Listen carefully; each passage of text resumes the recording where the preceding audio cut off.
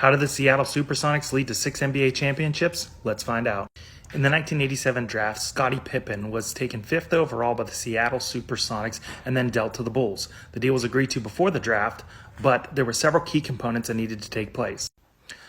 First, Georgetown shooting guard Reggie Williams, who the Sonics coveted, had to be selected before number 5. Then, after Pippen was selected, there had to be a mini run on guards. Luckily for the Bulls, Williams went number 4 to the Clippers.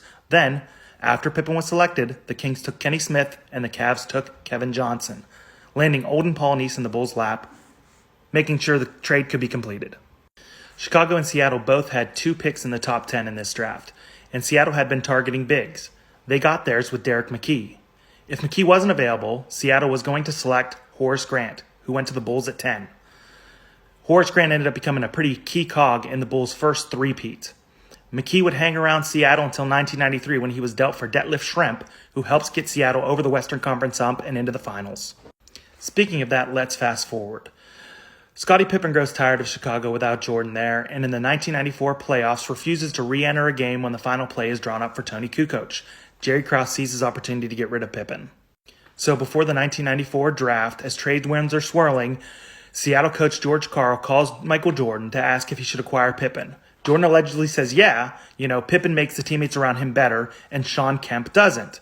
So the trade is essentially completed. Scottie Pippen and the 21st overall pick are headed to Seattle for Shawn Kemp, Ricky Pierce, and the 11th overall pick. It's a done deal until the Seattle Supersonics owner kills the deal in the 11th hour.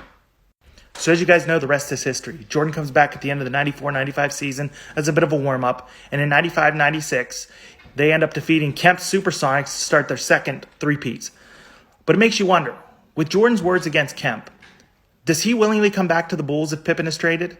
Does he want to pair up with Kemp? Doesn't seem so with his words. So, does he demand a trade?